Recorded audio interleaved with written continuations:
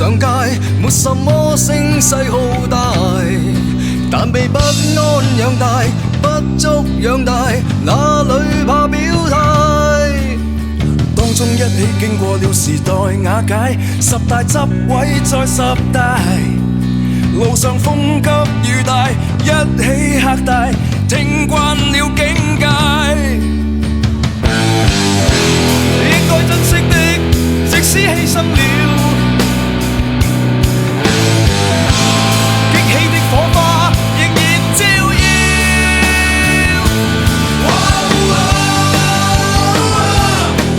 你我霎眼抗戰20年，世界怎變？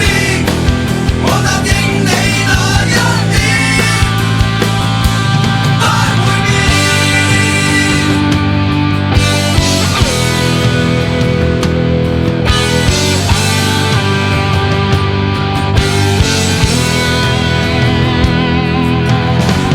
槍火敲破了沉默領土，剩下燒焦了味道。